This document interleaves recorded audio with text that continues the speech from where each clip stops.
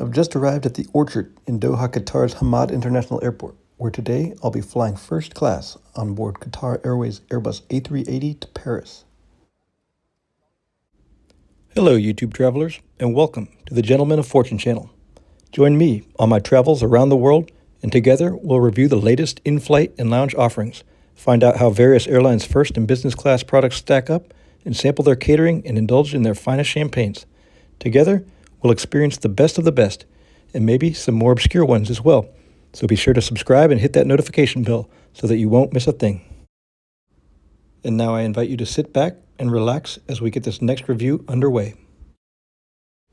This slightly unsettling stuffed camel is telling us that we should explore Qatar. So let's start by exploring the Qatar Airways first class lounge. I'm not going to do a comprehensive review of the Al Safwa first class lounge today, but suffice to say, you can wet your whistle with some decent liquors like Habiki Harmony, or enjoy a delicious espresso martini at the bar. If you're hungry, an a la carte menu awaits in the dining room or at the bar if you so choose. For today's purposes, let's head to the gate and focus on the flight itself. Today's flight is departing from gate A3, which means there's no departing from the lounge bus gate this morning. Instead, I have to wait in the concourse until the last minute when they staff the premium cabin check-in and allow access to the upstairs gate seating area. But on the plus side, there's only a 5-minute wait or so until the boarding process begins. First and business class passengers board the aircraft via the upper jet bridge. Qatar Airways actually has an economy class section at the back of the upper deck, but those passengers will board via the lower jet bridge and then climb the stairs at the rear of the aircraft. As for the first class cabin, it's located at the very front of the upper deck, and it's laid out in a 2-row 1-2-1 configuration. Today I'll be sitting in seat 1K, although I'm the only passenger in first, so in theory I could sit in any seat that I chose. So let's take a look around the seat and see what we've got here. Waiting for me there was the lumbar pillow, as well as that plush blanket that they always have on Qatar. On the side there's a decorative lamp, as well as the compartment for the tray table. There's also this tray for drinks and snacks. There's also this small compartment for literature here. And then down below this, on the armrest flap, you've got the IFE controller, as well as a storage space for a water bottle. The cabin crew were quick to welcome me properly on board with a glass of Krug champagne, as well as a little bowl of olives and cheese cubes. They also provided me with a prepackaged refreshing towelette from the French brand Diptyque, and of course those always smell terrific.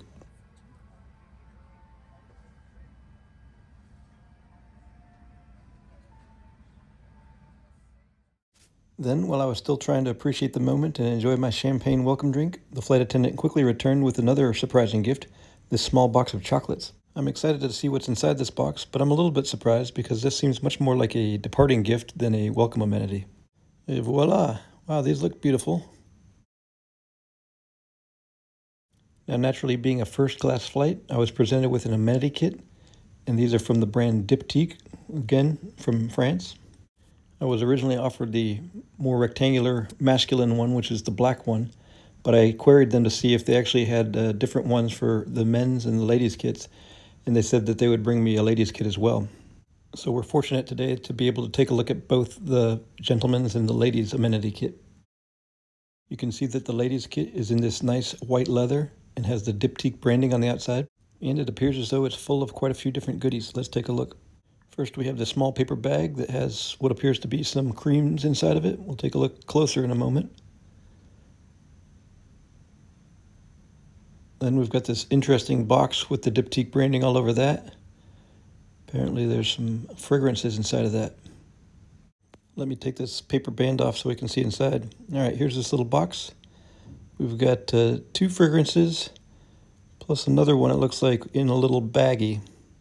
So I'm guessing this one must be either their signature fragrance or something special about the one in the bag. Now from left to right, we've got Eau Rose or Rose Water. We've got Dosan, which is, I guess, a tuberose scented fragrance. And then Philosikos, which is supposed to be an ode to summer in Greece with fig notes.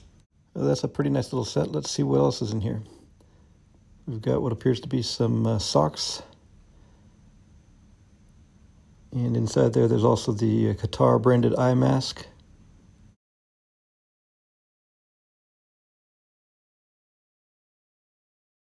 We also have a promotional card here for the Diptyque brand. And lastly, a little desiccant pack. And here's what the interior of the little amenity kit looks like. You can see the additional branding for Diptyque and for Qatar Airways.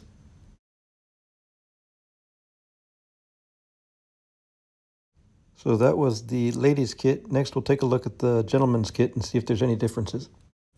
Obviously, the design itself is different with this black bag versus the white bag. Also has the Diptyque branding on it.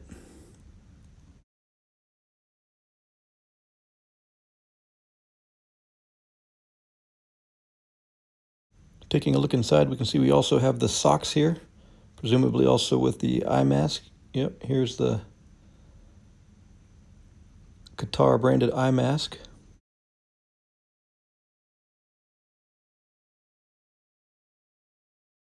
And it looks like we've got another box of the Diptyque fragrances. Let's see if there's any differences. So as far as I can tell, it looks to be the same fragrances in the men's kit as in the ladies' kit. We've also got that little paper bag of creams and lotions again. I guess I forgot to review the contents of that before, but we'll take a look at it this time.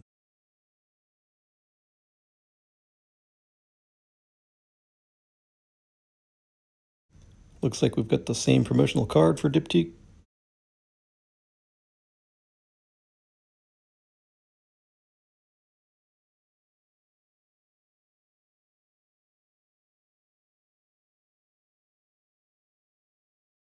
And that's basically it for the men's kit. Here's a look at the inside with the little tag.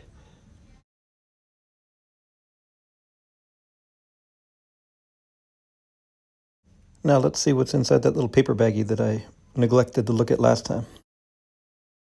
First up, we've got this little vial of nourishing lip balm. Then we've got this slightly larger tube of essential face cream.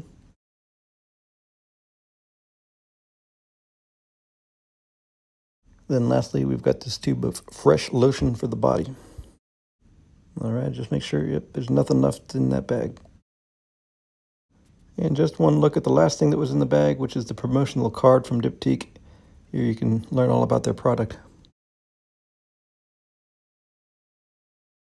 The cabin crew also presented me with this voucher for free Wi-Fi.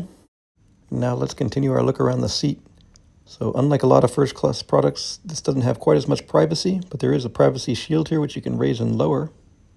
Here you can see what it's like with the privacy wall down, but even with it up, it's still much more exposed than the more modern first class products that have floor to ceiling walls and doors.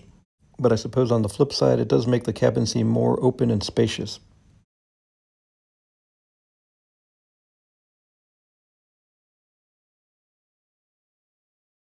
Now underneath the armrest on the left side of the seat, we have another compartment. And inside of this, there's a control for the seat itself, which controls the positioning as well as massage function. There's also a bag of headphones, and there's a headphone jack in there.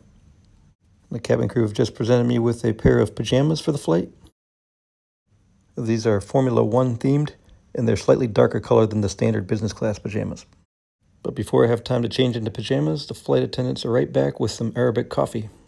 After the coffee, I was able to sneak away so I could change into my pajamas. So let's take a look at the restroom facilities that they have for first class here on Qatar Airways and their Airbus A380. In this drawer, you can see they have a lot of amenities on offer. They also have cloth towels. Toiletries in here are by Diptyque, so you've got the hand soap. Nice little waterfall faucet. They've also got some paper cups over here, and even your own personal air vent in the bathroom. There's a couple more toiletries from Diptyque, tissues, coat hanger so you can hang your clothes up while you're changing, some beautiful orchids. You can see that there's quite a lot of space to work with since we're on the 380, but unfortunately there's no shower on board here. Over here at this end of the restroom facility, you've got the actual toilet that's discreetly hidden underneath the bench seating. All right, let's head back to the first class cabin. As stated before, I'm the only one in the cabin, but here you can see if you were traveling as a companion, it'd be nice to have the two middle seats where you can lower the privacy partition.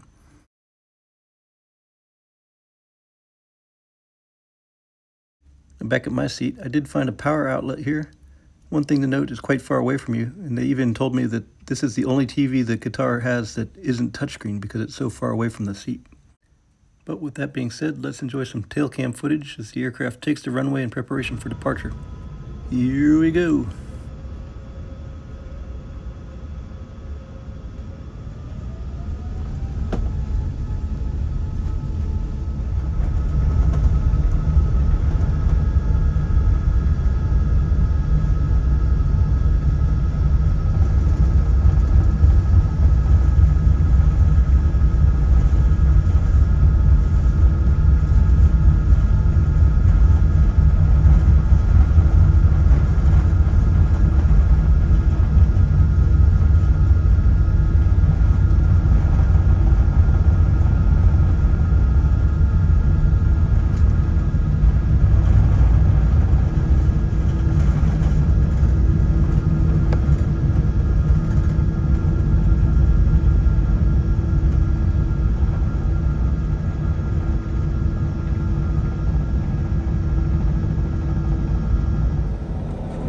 Now that we're airborne, they'll be starting the onboard service soon, so let's take a look at the menu on today's flight to see what we have to look forward to.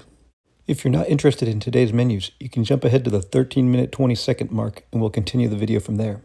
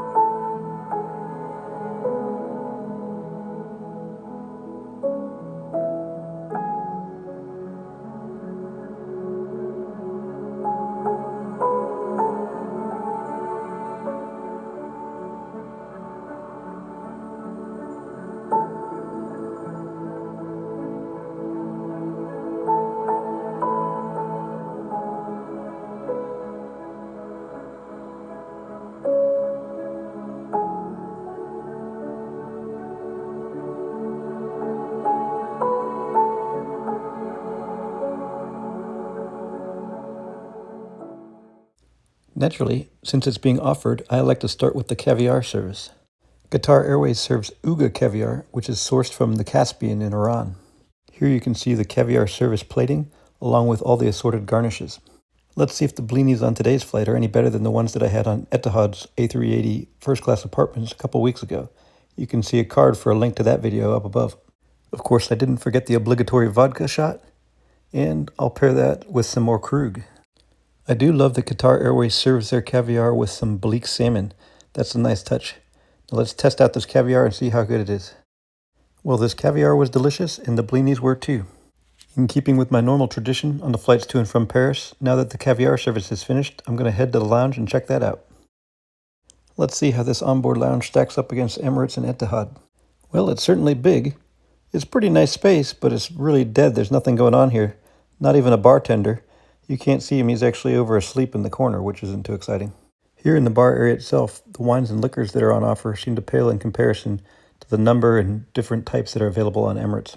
There's also a lot less snacks available, although there was a fairly impressive fruit bowl. I want to hear about it in the comments. How many of you are going to be reaching for those rambutans for an in-flight snack?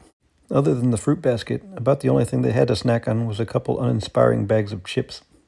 For what it's worth, they did have a lovely floral display, though, comprised of several dozen real roses. Other than those points of interest, there really wasn't anything going on in the bar area, and it wasn't particularly exciting. I sat there alone for about 10 minutes, then I finally woke up the bartender to see if I could get him to make me a drink. Here's his attempt at an espresso martini, which was just a piping hot cup of espresso with a little bit of vodka poured on top of it. I was unimpressed, so I left with an inglorious impression of the bar on board Qatar Airways A380. I guess I'll have to entertain myself at my seat instead, so let's take a look at the headphones for the IFE system. Here you can see their first class headphones. Not too bad. Decent padding on the ear cups as well as on the head bridge. I told the first class steward of my espresso martini experience at the bar, and he endeavored to make a better version of it. I was a little bit concerned when he asked, "So you want it cold?" At least his came in a better glass and it wasn't hot, but it wasn't great either. I felt like this was a pretty poor showing for Qatar Airways. Then I realized later that they didn't actually have espresso martini on their cocktail menu. So I guess this was their best effort at ad-libbing. I can appreciate that, but this is a pretty popular drink. Seems like something that they ought to put on the menu. Well, maybe some great food will make up for that shortcoming. Here's a look at the poached lobster appetizer that I elected to start with. And I do want to mention that I love the little candle. That's a nice touch. Here's a look at the Wagyu beef terrine, which was sort of a second appetizer. Also delicious. And here's a look at my main course, which was the sea bass. It was supposed to be served with a seafood bisque, but I don't think that ever showed up. It was still pretty tasty, even though the couscous was a little bit dry. I was impressed with both the appetizers, but the selection for the main courses I felt was a bit lacking. I was disappointed because I'd seen beef Wellington and similar dishes on other reviews, but thought fairly basic chicken, fish, and lamb weren't quite as impressive. Maybe it's because this was a morning flight. The dessert choices didn't seem particularly inspired either. I selected the berries and cream, which was simple and delicious, but it didn't really seem to reflect the standard of what I would expect from a first-class meal. I was able to enjoy a movie throughout the course of my meal, and afterwards I was ready for a little nap, so I had to make the bed. Here you can see the lovely and comfortable bed. It's definitely a little bit exposed, but as I said before, if you're the only one in first class, privacy is not really an issue. I was able to get a couple hours sleep, and then I woke prior to the descent and had a little cappuccino. It was served with this prepackaged biscotti. And before long, this roughly 7-hour flight to Paris was complete. Overall, I felt on this flight there were a few highlights, but probably more lows. Qatar Airways doesn't have very many flights or aircraft that have first class, so I don't think they dedicate much energy to training the flight crews for first, and it kind of shows. I do love that they serve Krug champagne though. It's the perfect way to warm up my palate before my pilgrimage to the Champagne region tomorrow. Hey, let me know in the comments. I'd love to hear your take on this, especially if you've tried Qatar's first class before.